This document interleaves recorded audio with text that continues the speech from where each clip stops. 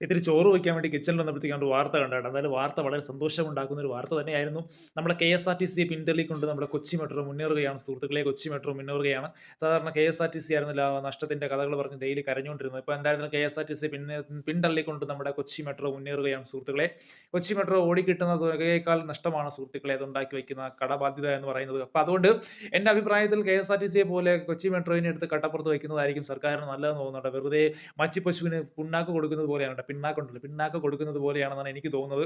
അത് ഓടുന്നതിനേക്കാൾ ലാഭം ഓടാതിരിക്കുന്നതാണെന്നാണ് ചില അവര് തന്നെ മുന്നോട്ട് വയ്ക്കുന്ന കണക്കുകൾ കാണുമ്പോഴത്തേക്ക് എനിക്ക് തോന്നുന്നത്. എൻ്റെ ഒരു അഭിപ്രായം കേട്ടാ. എന്ത് ചെയ്യുമെന്ന് നോക്കണേ. എല്ലാ സർക്കാർ ട്രാൻസ്പോർട്ട് സംവിധാനങ്ങളും അടപടലം മൂഞ്ചിക്കൊണ്ടിരിക്കുന്ന ഒരവസ്ഥ. എങ്ങനെ പറയാതിരിക്കും? പറയുമ്പോഴത്തേക്ക് നിങ്ങൾ എന്നെ കുറ്റപ്പെടുത്തും. പക്ഷെ എനിക്കിത് പറയാതിരിക്കാനായിട്ട് സാധിക്കുന്നില്ല. എന്താ ചെയ്യാ അല്ലേ? നമ്മുടെ നമ്മുടെ സംവിധാനങ്ങൾ മാത്രം എന്താണ് ഇങ്ങനെ ചറപറ മൂഞ്ചി പോണോന്ന് ആലോചിച്ചിട്ട് ഒരു